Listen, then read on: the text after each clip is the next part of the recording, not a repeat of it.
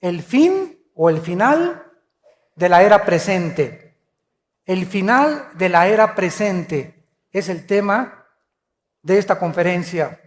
En la carta de segunda de Pedro, capítulo 3, versículo 9 al 13, dice: el Señor no retarda su promesa, según algunos la tienen por tardanza, sino que es paciente para con nosotros, no queriendo que ninguno perezca, sino que todos procedan al arrepentimiento.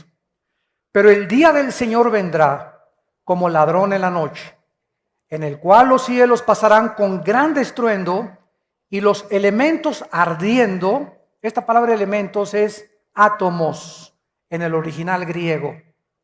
O sea, las partículas atómicas que se conocen en la materia van a ser deshechas, y la tierra y las obras que en ella hay serán quemadas.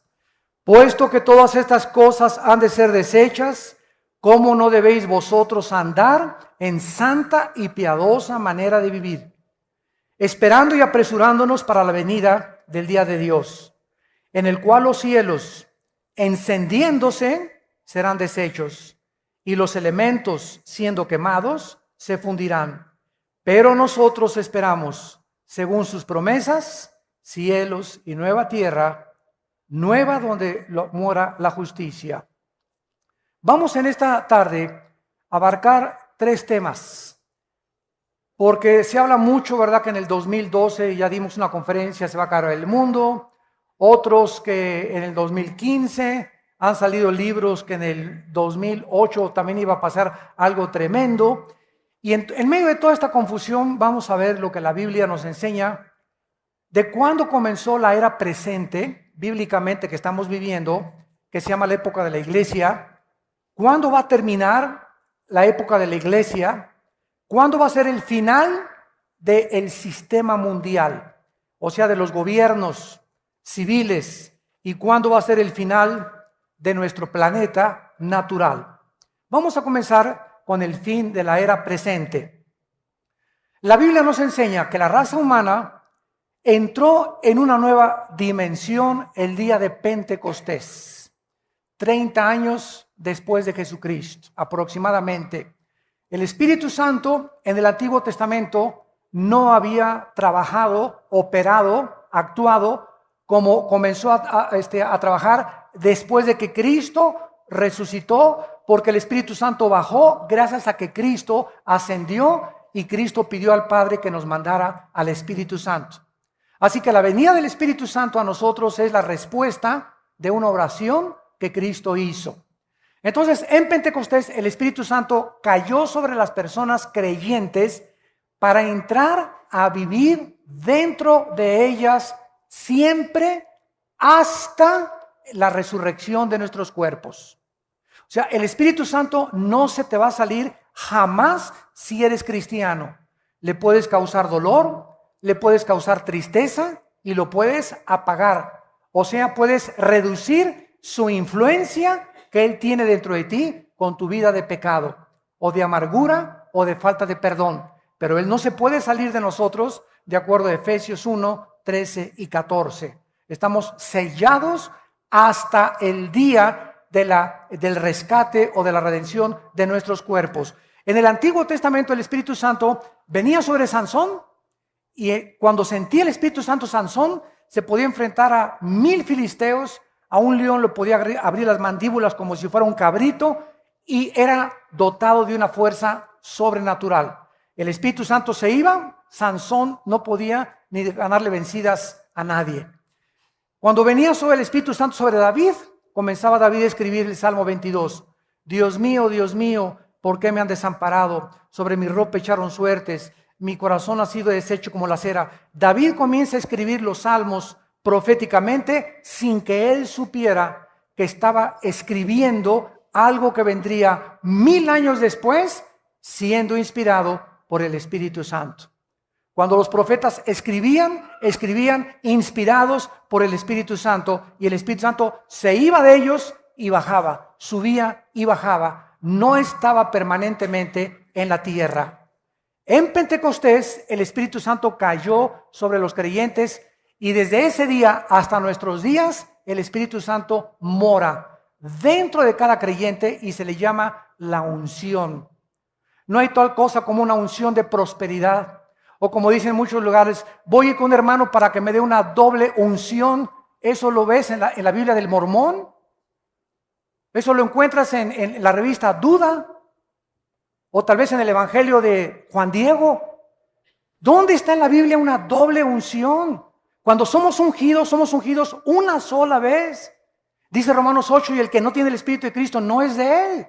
Entonces, esa unción dentro de mí, que es la presencia de Dios en el Espíritu Santo, la tengo que mantener yo para que pueda yo cada vez rendirme más a Él, y mientras más santidad pueda yo alcanzar, más poder tengo en mi vida cristiana. La santidad no es automática. Abraham, recíbalo, pum, pum, pum, pum, pum. Y todos pasan y otros comienzan a hacerse así y otros. Y comienza la iglesia a convertirse, ¿verdad? Ya no en un lugar verdaderamente santo, sino en un lugar de desorden, en un lugar donde la gente, bien lo decía Hitler, estoy convencido que a la gente hay que manejarla por las emociones y nunca por la razón. Esas fueron palabras de Adolfo Hitler. Hitler estaba convencido que cuando ponían a miles de personas en un estadio y todas creían lo mismo, las personas que no creían eran absorbidas por las emociones de los que estaban junto con ellos. Velo en los grupos de rock.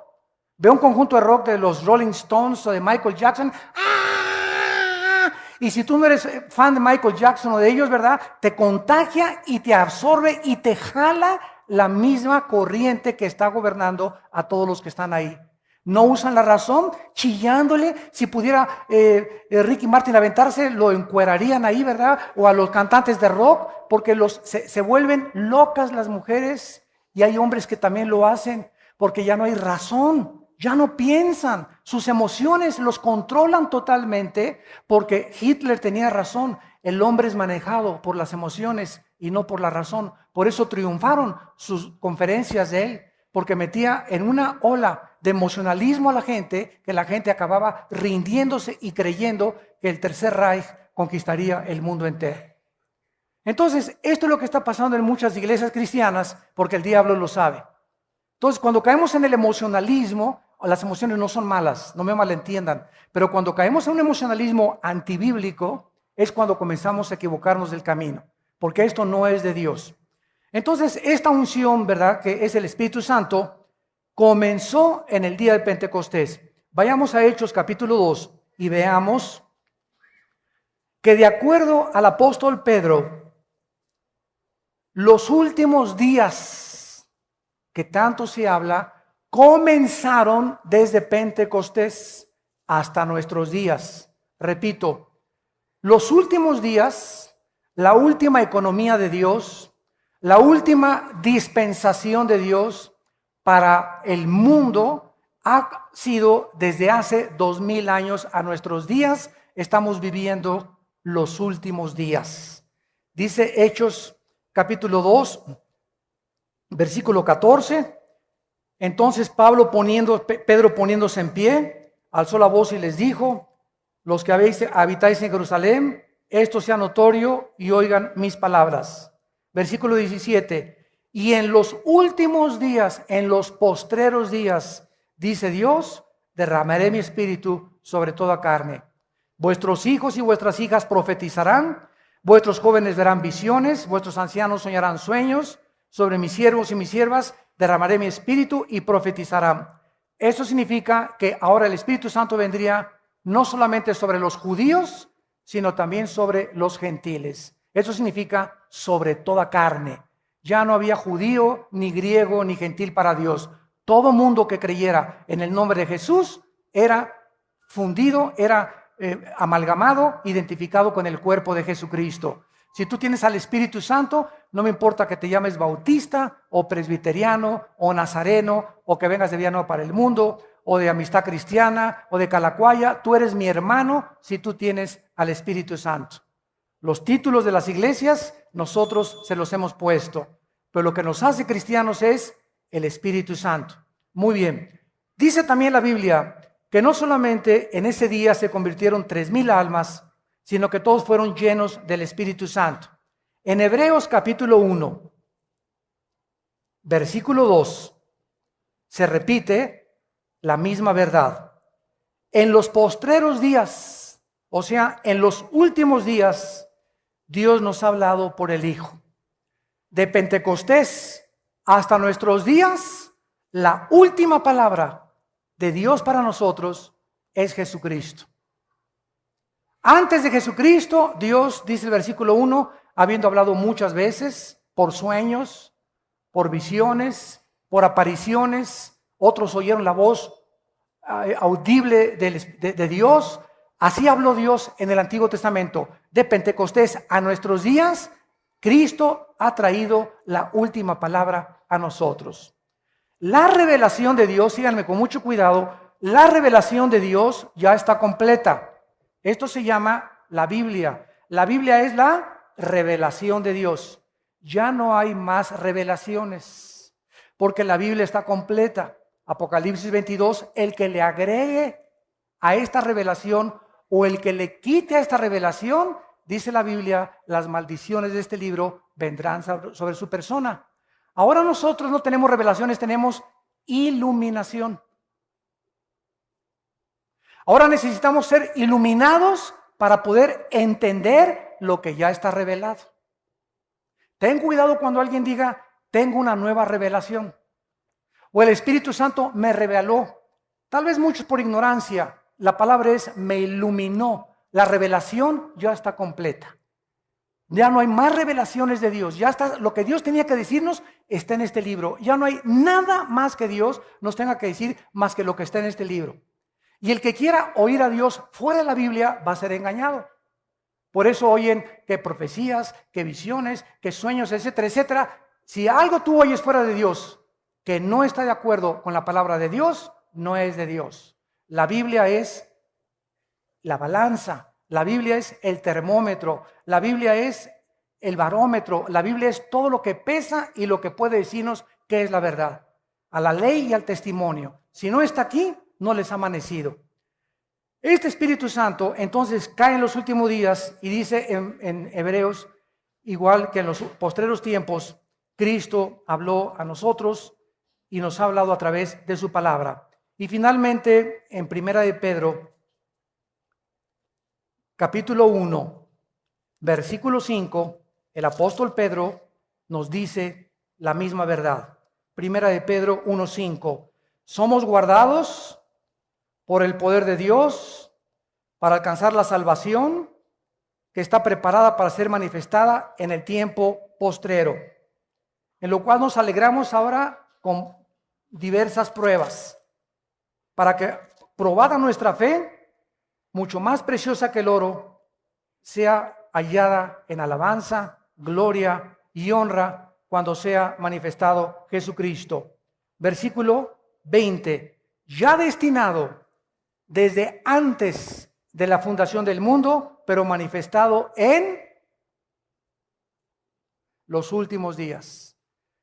Concluimos pues que los últimos días son desde la venida del Espíritu Santo hasta que Cristo regrese. Estamos viviendo en los últimos días que han durado 2000 años. Antes de la muerte de Cristo, vivimos los tiempos de la ley. La ley fue dada por Moisés. Ahora es el tiempo de los gentiles o el tiempo de la gracia de Dios. En el año 586 antes de Cristo, Nabucodonosor llegó a Babilonia y conquistó a los judíos por primera vez en la historia y se los llevó a Babilonia.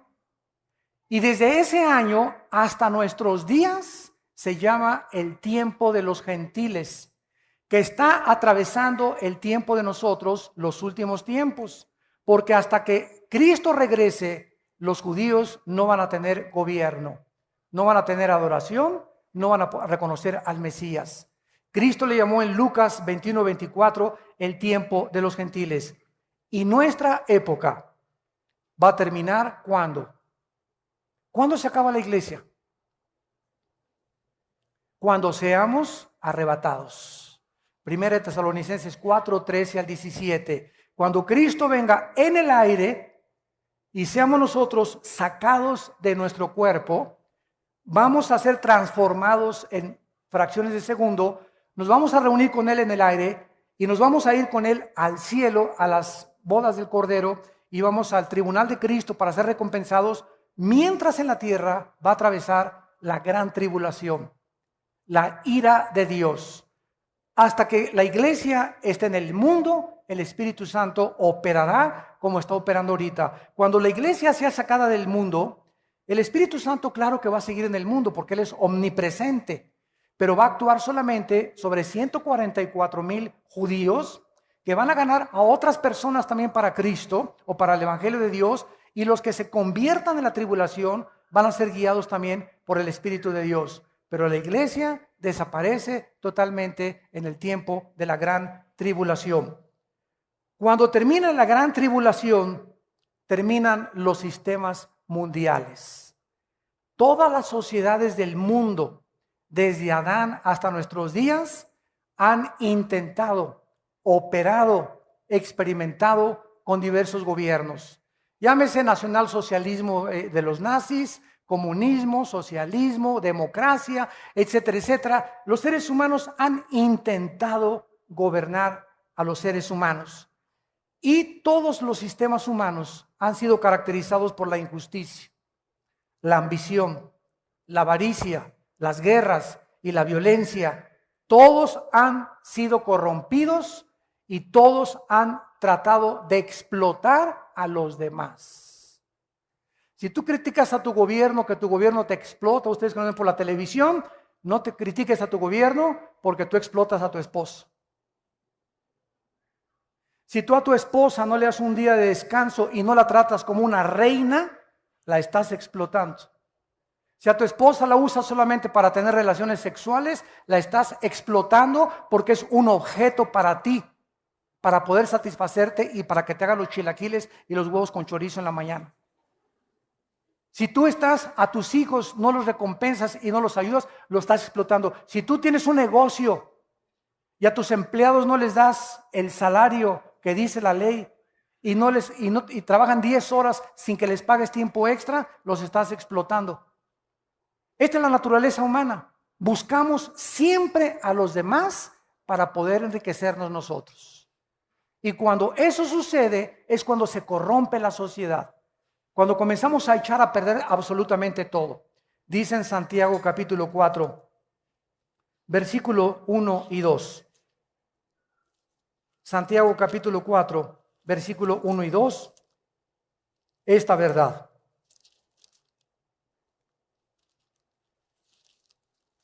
¿De dónde vienen las guerras y los pleitos entre ustedes? Bueno, unos le echan la culpa a la economía, otros le echan la culpa a la mala educación, otros le echan la culpa al gobierno, etcétera, etcétera, pero el problema somos nosotros. ¿De dónde vienen las guerras y los pleitos en los matrimonios? Padres contra hijos, hijos contra padres, protestantes contra católicos, católicos contra protestantes, árabes contra judíos, judíos contra árabes, negros contra blancos, blancos contra negros, etcétera, etcétera. ¿De dónde viene siempre el mundo? Los conflictos, que dice la Biblia, de nuestras pasiones. Dentro de nosotros hay una fuerza de maldad que trata de poder buscar mi bien, mi felicidad, mis intereses, mis propiedades, y no me importa si piso a Jorge, si piso a Carlos, si piso a mi esposa, si piso al que sea, no me importa si piso a 40 millones de personas, como lo hizo Hitler y José Stalin y Mao Zedong y los grandes dictadores. No me importa cuántas personas me llevo de por medio, si al final yo me corono. Y si llego a la cima y si alcanzo lo que mi alma desea. Pero a la gente la voy a usar. ¿Por qué? Porque dentro de nosotros existe esa tendencia de poder vivir para nosotros mismos. Viene Cristo al mundo y nos revela y nos dice: el problema está dentro de ustedes, seres humanos, y se llama ego. Y si no haces morir dentro de ti el ego y no cargas tu cruz y me sigues, no puedes decirte cristiano. Y cuando viene Cristo a nuestra vida, comenzamos a sufrir los cristianos, porque nos damos cuenta que es lo más difícil que hay en la vida.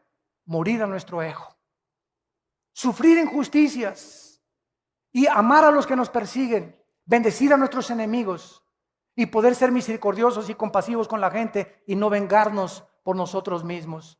Porque va en contra de nuestra naturaleza natural, va en contra de todo lo que ya traemos por dentro. Entonces esto es imposible humanamente. El Espíritu Santo entra en nuestra vida para capacitarnos y poder dotarnos de un poder sobrenatural, porque no nos ha dado Dios un espíritu de cobardía, sino de poder, amor y dominio propio. Por eso, ¿quiénes son los más cobardes? Los borrachos, parranderos y jugadores. Un hombre que no le es fiel a su esposa es el hombre más cobarde que existe, porque para hacerle fiel a tu esposa necesitas pantalones para poder aguantarte con la que tienes junto. Se necesitan pantalones y bien expuestos. ¿Por qué? Porque cuesta trabajo comenzar a dominar las pasiones, y eso solamente los valientes arrebatan las cosas para el reino de Dios. Qué fácil es inmediatamente, pues ya me voy con otra y con otra, como hace poco confesó el gran golfista internacional Tiger Woods. Lo agarró su esposa como con 15 al angelito. Lo ventanean por todos los periódicos, pero él habló a los medios de comunicación hace como una semana o 2 semanas y me gustó mucho lo que él dijo porque fue muy sincero. Él no era cristiano, pero él dijo lo siguiente: quiero decirle al mundo que yo me creí por el poder que tenía y el dinero que tenía y la fama que tenía, que yo podía tener lo que yo quisiera y que no tenía por qué conformarme con una. Entonces eso me hizo a mí querer agarrar a otras mujeres, y ahora me he dado cuenta que esas pasiones que me llevaron por mi fama y mi dinero y mi poder destruyeron mi familia y mi matrimonio, que es lo más precioso que Dios me ha dado. El muchacho se metió no sé con quién, ¿verdad? Dicen unos que ya se hizo cristiano, otros que no, yo no sé, ¿verdad? La verdad, pues la cuestión es que regresó con su esposa, está volviendo otra vez a los campos de golf y está volviendo otra vez quebrantado y entristecido por haber ofendido a Dios. Miren la diferencia entre otra artista de cine que acaba de ganar un Oscar, Sandra Bullock, con la película del negrito que adopta ahí en su casa, que se las recomiendo, la vimos allá en una iglesia cristiana, nos la recomendaron. Es una gran película que acaba con el racismo. Esta muchacha, Sandra Bullock, le dan el Oscar, y saliendo del Oscar de Hollywood le dicen que su esposo se han dado como con 15. Se casó con un fabricante de motocicletas que se llama, bueno, me recibo el nombre. Entrevistan a este hombre y le preguntan que por qué adulteró con Sandra Bullock. ¿Saben lo que contestó? Porque pues yo soy adicto al sexo y ella estaba muy ocupada en los estudios y no tenía tiempo para mí. O sea que el angelito cree que el matrimonio es, aquí la tengo que tener noche y día. Se me antoja a las 3 de la tarde, a las 5 y a las 8 me echo el clavado. O sea, se casó con un objeto verdaderamente. Él no sabe, ¿verdad?, que muchas veces vamos a estar separados y qué voy a hacer cuando me separo de mi esposo 1 semana, 2 semanas, 3 semanas, porque soy adicto al sexo, voy a cometer adulterio. Qué cobardía de persona, ¿verdad? La pobre muchacha, esta artista de cine, la tuvieron que internar a un hospital psiquiátrico casi 1 semana, que le dio el patatús de saber nada más que ganó el Oscar y perdió su familia. Pero así es el mundo que estamos nosotros viviendo todos los días. Y otros artistas ya se han descarado completamente, están diciendo, ¿verdad? Yo soy homosexual, ¿y quién? ¿Y qué? ¿Verdad? Diciéndole al mundo, ¿verdad? Quiero decirles, ¿verdad?, que esto es natural, esto es normal, y todos como es, representa un ícono de todo lo que es la fama y el poder, todos, ¿verdad?, los que lo siguen, pues si él es, entonces no tengo por qué avergonzarme yo también. Y el problema está que el diablo quiere que lo acabemos aceptando como normal. Que la sociedad, al ver pues ese artista y ese desfile y esta persona y este comentarista y este político, y comenzamos a vernos rodeados de gente rara, la gente lo acepte como normal y crean que es normal ya también los matrimonios gays, cuando a los ojos de Dios es una abominación y los homosexuales no heredarán el reino de Dios. Dios ama a los homosexuales que me están oyendo y a las lesbianas las ama Dios. Pero Dios te dice que te arrepientas porque es antinatural. Para que tú puedas vivir una vida natural, tienes que vivir de acuerdo a las leyes de Dios. Pero el mundo lo está aceptando como normal. Y de eso se trata, que lo aceptemos como normal, para que creamos que es normal y podamos saber que es un estilo de vida en lugar de llamarle pecado. Al crimen ya no es asesinato, es eliminación por causa del Estado. El robo ya no es robo, es expropiación. Y comenzamos a cambiarle el nombre y barnizar el pecado con más bonito, con otro vestido, para que lo podamos aceptar. Es el engaño hacia donde el mundo se está dirigiendo. Dice aquí en Santiago 4 que las pasiones combaten dentro de nosotros, codician y no tienen, matan y arden de envidia, no pueden alcanzar, combaten y luchan, pero no tienen lo que desean porque no piden, y cuando piden no reciben porque piden mal para gastar en vuestros deleites. Yo regularmente cuando tengo tiempo, casi siempre acabando el servicio me voy al aeropuerto. Discúlpenme muchas veces que no tengo tiempo para ministrar. En el primer servicio sí ministro a mucha gente, pero mucha gente que viene conmigo a saludarme, a ministrarme, llegan y me dicen, hermano, ¿me echa la bendición? ¿Cuántos años tienes, hermana, en Cristo? Pues ya tengo como 15 años. ¿Cómo que écheme la bendición? ¿No quiere que también le eche agua bendita, le digo? O hermano, fíjese que con un rollo le digo, hermano, ahorita estoy saludando a la gente. Si quiere usted consejería, no se la puedo dar en un minuto. Aquí tenemos a los pastores entre semana, tenemos las oficinas aquí en el sur para dar consejería. Haga una cita con los pastores, con las edecanes, y aquí damos las pastoras y los pastores consejería entre semana. Usted necesita sentarse 40 minutos, una hora con un pastor o con una pastora para atenderla. En 30 segundos no le puedo resolver el problema. Y por eso te dicen, échame la bendición para que me vaya bien. Eso es paganismo, ¿verdad? Eso es superstición. Es como cuando metes un gol, se persignan, ¿verdad? Bueno, ¿por qué lo hacen? Por ignorancia nada más. Es una crítica constructiva porque no saben que al hacer esto, ¿verdad? Ellos están diciéndole gracias, Señor, bueno, por lo menos gracias a Dios, ¿no? Y al salir de la cancha también la persinada, diciendo que me vaya bien, ¿verdad, Señor? No me importa si engaño a mi esposo, no me importa si soy adúltero, no me importa si estoy robando, pero échame la bendición, Señor. Ese es el mundo que vivimos de ignorancia. Dice en 1 Timoteo 6:10, raíz de todos los males es el amor al dinero. ¿Qué corrupción hay ahorita en la iglesia? El amor al dinero. Los ministerios están mandando esta clase de sobres que les enseñé, pidiendo dinero con una unción de prosperidad. Imagínense nada más. Me mandas un sobre, oro por ti y en un año no tienes pérdidas en tu negocio. O sea, una fe inmediata, un camino inmediato a la santificación. O sea, milagros a la marucha. Winston Churchill dijo estas palabras: la democracia es la peor forma del gobierno humano, con la excepción de otras formas de gobierno que han sido experimentadas de vez en cuando. A ver si le entendieron. Churchill dijo, la democracia es la peor forma de gobierno humano, con la excepción de otras formas de gobierno que han sido experimentadas o tratadas de vez en cuando. En otras palabras, dentro de los gobiernos, lo mejor es la democracia. Pero ¿tú sabes lo que es la democracia? Que se está tratando de imponer en el mundo entero porque es la única forma de gobierno que evita dictaduras.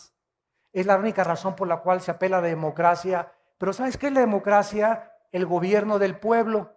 Demos, pueblo, kratos, poder o gobierno.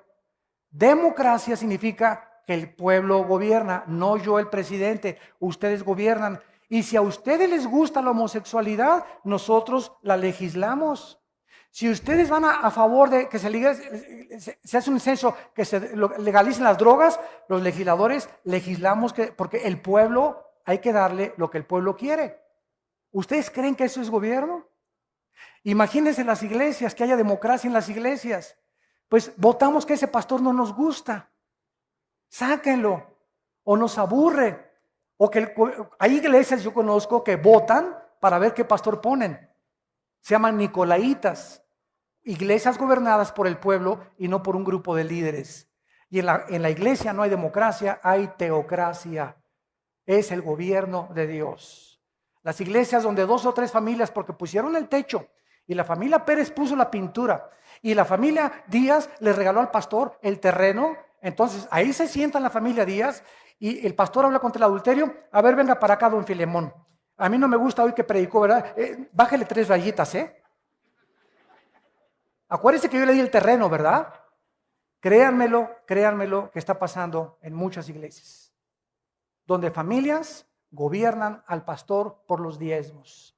Y cuando un pastor, por miedo a correr a don Pancho Pistolas, por adúltero y por todo lo que está haciendo, porque se van los diezmos, porque él es el que más dinero tiene, y el pastor comienza a dudar de sacarlo de la iglesia, hasta que no se arrepienta por medio de los diezmos, el pastor ha prostituido su ministerio. Inmediatamente el Espíritu Santo entre ese pastor se oprime, se comienza a apagar, porque ese pastor está considerando la opinión de los demás y los beneficios externos que lo que dice la palabra de Dios. Si nosotros fuéramos guiados por la opinión de la gente, seríamos entonces manipulados por la gente y no por el Espíritu Santo. Yo les digo a mis pastores, cuando tomemos una decisión, ustedes saben que aquí de esta iglesia corrimos a un pastor por adúltero. 1 año y medio con prostitutas. 1 año y medio con prostitutas. Y cuando lo supe, ¿verdad? Les digo a los pastores, las normas de los líderes son muy grandes. Y hay que sacarlo de en medio hasta que se arrepienta. Y creo que hasta este momento no se ha arrepentido porque después nos vino a demandar a nosotros. Para que ahora lo que él gastó con las prostitutas, nosotros lo paguemos. Sus tarjetas de crédito y todas las deudas que él tiene y a la ruina donde llevó a su familia, quiere que nosotros lo paguemos ahora. Pero cuando nosotros no hacemos eso, a nosotros Dios nos juzga. Pero hay mucha gente, falta misericordia, no, hay misericordia. Nosotros le dijimos a este hombre, si tú en 1 año te rehabilitas, vamos a ayudar a tu esposa y a tus hijos, pero si tú te levantas, te reinstalamos el ministerio. Pero demuestra que estás arrepentido. A los 5 días que lo exhortamos, nos fue a demandar. A mí me demandó penalmente, como una venganza personal. O sea, lo creemos sinceramente que ni siquiera tenga a Cristo en su corazón. Miles de pastores que están infiltrados, no solamente con nosotros, en otras iglesias. Y tenemos que ser honestos con ustedes. No permitimos nosotros en nuestro liderazgo la falta de santidad. Un pastor que cae en adulterio, hay que sacarlo y hay que rehabilitarlo, que se arrepienta, pero no puede seguir en el ministerio por lo menos 1 o 2 años. Es lo que tarda en sanar el corazón. Son muy elevadas las normas del ministerio y la santidad que Dios nos pone. Y hay otros que apapachan el pecado y lo consienten y por eso no pueden prosperar. Pero que tenemos que tener una conciencia delante de Dios para que Dios pueda bendecirnos y podamos darles cuentas a ustedes de las cosas que hacemos en las decisiones que tenemos que tomar. Cuando tomamos decisiones que son por Dios, no nos importa lo que diga la gente.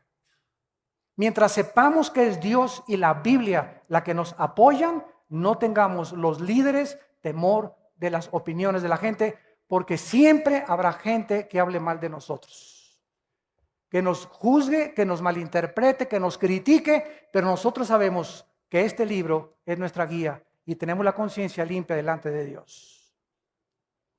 Y si las normas de la santidad no se elevan en la iglesia, el pueblo se comienza a pervertir. Josué, dile a Can que con toda su familia fuera de la iglesia. Muchos me decían, oye hermano, pues la familia del pastor sufre cuando lo sacan. Es que díganle a ese pastor que cayó en adulterio que esas son las consecuencias del pecado. Cuando pecamos arrastramos a nuestra familia y nadie es responsable más que él. Hundimos nuestro matrimonio, hundimos a nuestros hijos, damos mal testimonio y lastimamos a las ovejas. Es muy alto el dolor y el daño que hacemos los líderes cuando un líder cae. Muy grande el dolor. Cuando hay un padre de familia, lastima a su familia. Cuando cae un pastor, lastima a 500 familias. Por eso Dios nos pide a nosotros 100 veces más que a cualquiera de ustedes. Santiago capítulo 3, versículo 1. No os hagáis muchos de ustedes líderes para que no sufran mayor condenación. ¿Ahora quiere seguir siendo pastor? Y finalmente, el final del mundo actual natural. Muchos cristianos creen que al fin del reino milenial, el cosmos será consumido por el fuego y dejará de existir. Quiero decirles algo. La Biblia enseña que cuando venga Cristo, nos va a sacar, va a venir la tribulación y Cristo va a regresar al final de la tribulación a inaugurar 1000 años. La ecología de la tierra va a ser cambiada, las flores ya no van a tener espinas, va a haber partos. Isaías 65 dice que va a haber reproducción sexual en el milenio, así que si no te has casado, espérate, todavía hay tiempo. En el milenio vamos a cosechar, vamos a regresar a la agricultura, ya no va a haber cemento en las calles, no va a haber edificios, todo va a ser cabañas, todo va a florecer, vamos a comer uvas, plantas como Adán y Eva en el huerto del Edén, va a ser un Edén en la tierra, pero al mismo tiempo va a seguir habitando la muerte en medio de nosotros, porque el pecador de 100 años será maldito. Cuando acabe el milenio, entonces el diablo es soltado, Apocalipsis 20, y viene a engañar al mundo entero otra vez para la última guerra mundial, para levantar a todos y asaltar Jerusalén, donde está Jesucristo gobernando con el rey David. Cuando Satanás sea derrotado al final del milenio, entonces Dios va a hacer cielos y tierra nueva. Y entonces dice Apocalipsis 22, y ya no habrá maldición, porque el último enemigo que será vencido será la muerte. Pero todavía en el milenio va a haber rebeldes, por eso dice la Biblia que va a regir con vara de hierro Cristo. ¿Por qué? Porque necesita tener la vara de hierro, porque todavía va a haber rebelión dentro de muchas personas que pasaron al milenio sin cuerpos glorificados. Nosotros cuando regresemos al milenio a vivir con cuerpos glorificados que ya habíamos sido sacados antes de la tierra, vamos a vivir con Cristo, pero vamos a ir a las naciones a traerlas a Jerusalén a que conozcan al Hijo de Dios. Y finalmente en 2 de Pedro capítulo 3, que fue nuestro texto original, terminamos con esta observación importante y profunda de la palabra de Dios. Dice el versículo 9 que el Señor no retarda su promesa, o sea, señores ateos. Como siempre que me enfrento con ateos me preguntan lo mismo. ¿Dios es todopoderoso? Sí. Entonces, ¿por qué no acaba con el diablo? ¿No puede hacerle así, acabar con el diablo y con la maldad? Claro que sí. Y entonces, ¿por qué no ha acabado? Y les contesto, porque comenzaría con usted. Dele gracias a Dios, le digo, don Pancho, dele gracias a Dios que Dios no ha hecho eso. Porque entonces ya no tendría usted la oportunidad de arrepentirse. Y es lo que Pedro quiere decir, el Señor no retarda su promesa, según algunos la tienen por tardanza. El hecho que Dios no haya terminado con la maldad, no significa que no va a terminar con ella algún día. Queremos que fuera ahorita, pero el tiempo es de Dios. Dios no retarda su promesa, sino que es paciente para con nosotros. Porque no ha acabado Dios con el desbarajuste que hay en el mundo, no quiere que ninguno perezca, sino que procedan al arrepentimiento. En esta tarde, ¿cuántos de ustedes que nos ven por la televisión también están escuchando esta conferencia por la paciencia de Dios con tu vida? A lo mejor tu abuelita ya te había hablado de Cristo, a lo mejor eres una persona que vienes 10 años a la iglesia y eres de las que sigues diciendo, écheme la bendición, pastor. Han estado 20 años en la iglesia y todo les ha entrado por acá y les ha salido por allá. No han aprendido nada. Siguen igual, no han cambiado sus vidas. No hay amor, paz, felicidad, benignidad, paciencia en sus vidas. Sus caracteres no son los de Cristo. No son mansos ni humildes de corazón. Siguen de rebeldes y siguen criticando y siguen hablando. Ya tienen 10, 15 años en las iglesias. ¿Por qué? Porque la paciencia de Dios se va a acabar. Y es importante que cuando oigas su voz no te endurezcas. Y dice así, pero el día del Señor vendrá, eso no tengamos duda, como ladrón en la noche. Cuando menos lo esperes, viene el Señor y si no la muerte. ¿Se acuerdan lo que les conté de las Torres Gemelas? Ese día, 11 de septiembre 2001, se levantó George Smith, se puso su traje, 32 años de edad, otros 35 años de edad, su corbata, desayunó huevitos con tocino. Mi amor, nos vemos a la 1. Niños, paso por ustedes a la escuela. 3,500, 4,000 personas que trabajaban en las Torres Gemelas nunca supieron que esa mañana era el último día que le daban un beso a su esposa y a sus hijos. ¿Lo sabes tú mañana?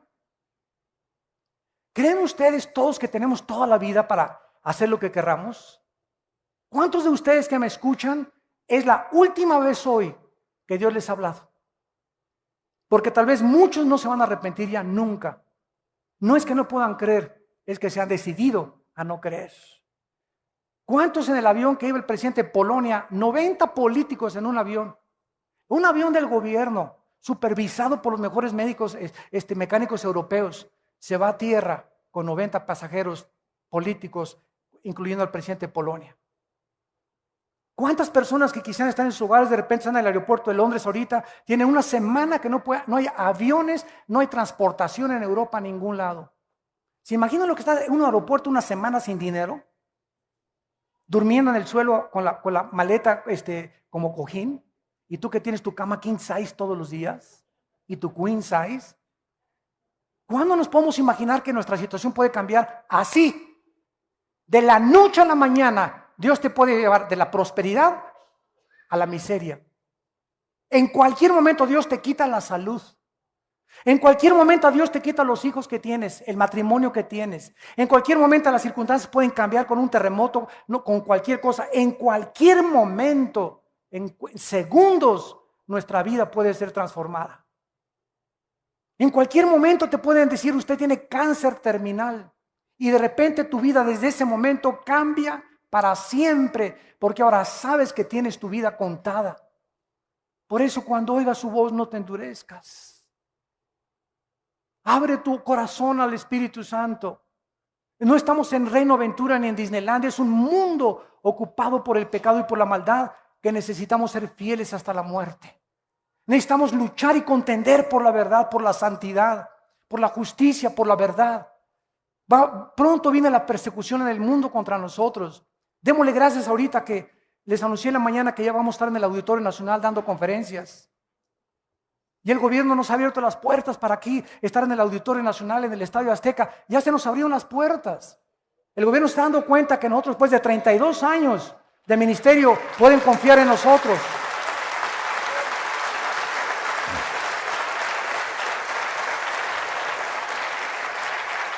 En este México que tenemos ahorita tan violento, donde abunda el pecado, sobreabunda la gracia.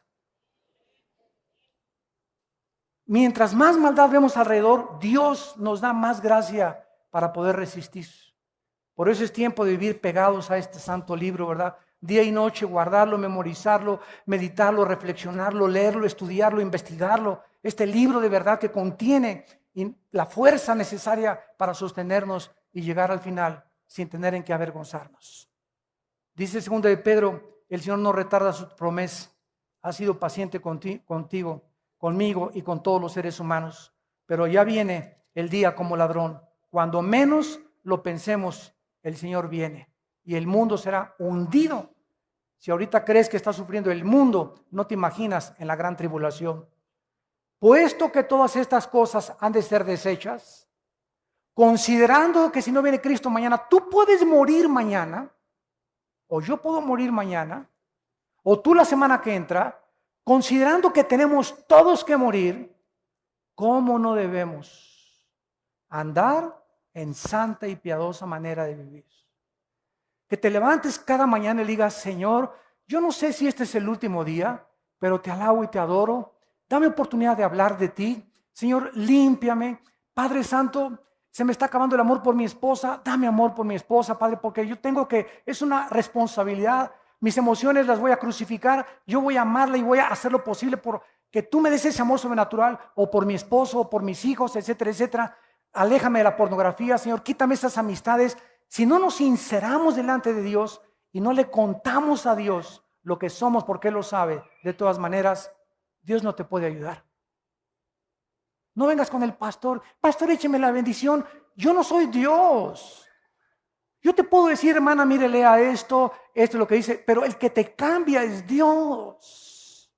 Los pastores no somos dioses. Yo no cambio, ningún pastor puede cambiar tu vida.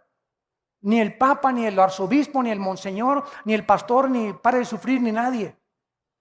Nosotros podemos decirte solamente cuál es el camino. El que te cambia es Dios. Tu problema de tu matrimonio es Dios el que lo va a arreglar. Tu vida la va a cambiar Dios. Tus hijos los va a cambiar Dios, no nosotros. Maldito el que confía en el hombre, dice Jeremías 17. No confíes en que yo voy a cambiar tu vida y tu matrimonio porque échame la bendición, ore por mí, hermano. Lo voy a hacer, pero el que va a encargarse de tu vida es Dios. Levanta antes los ojos al cielo de venir conmigo con un pastor y pídeselo a Dios antes.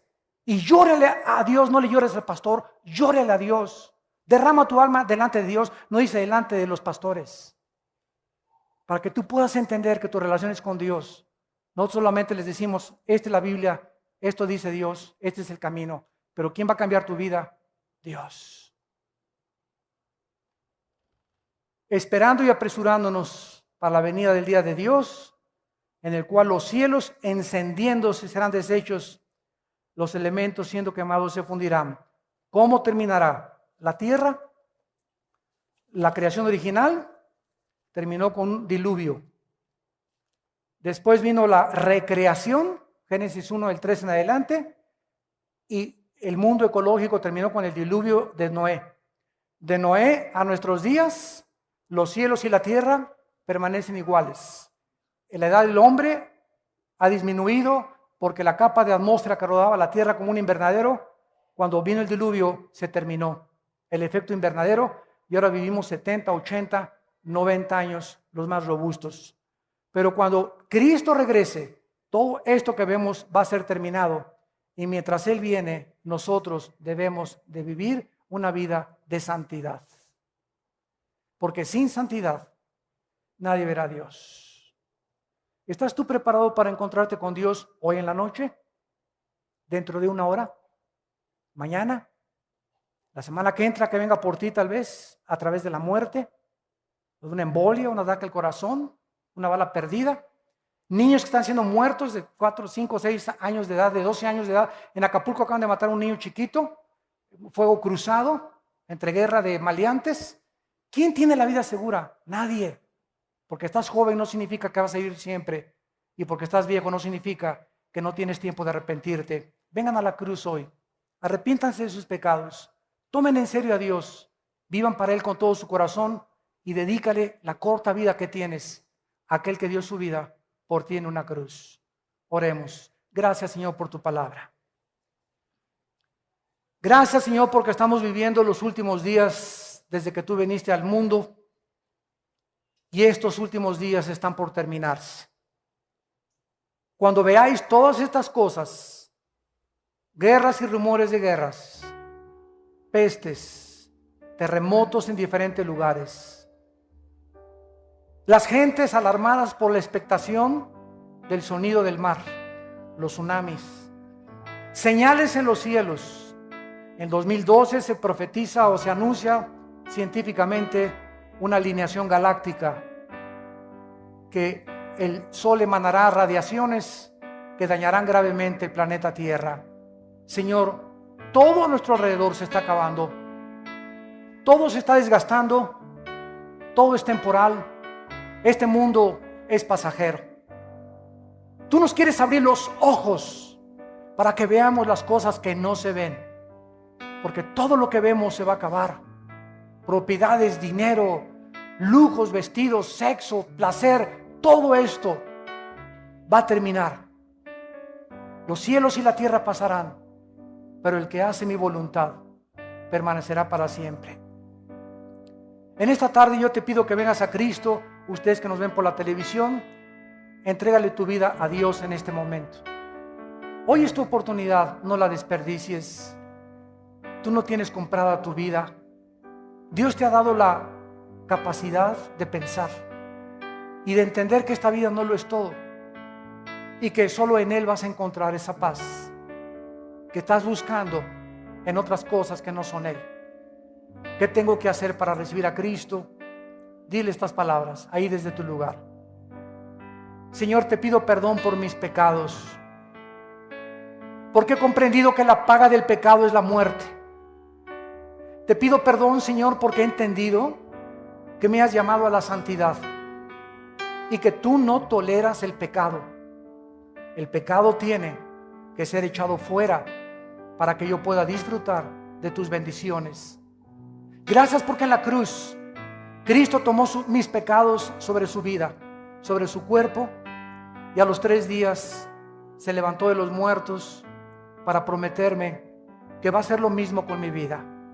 Señor Jesucristo, creo que tú eres el Hijo de Dios, el Salvador, el Mesías prometido. Te invito a mi corazón como mi Señor y mi Salvador. Te pido que me des el poder de vivir para ti, en el nombre de Jesús. Amén.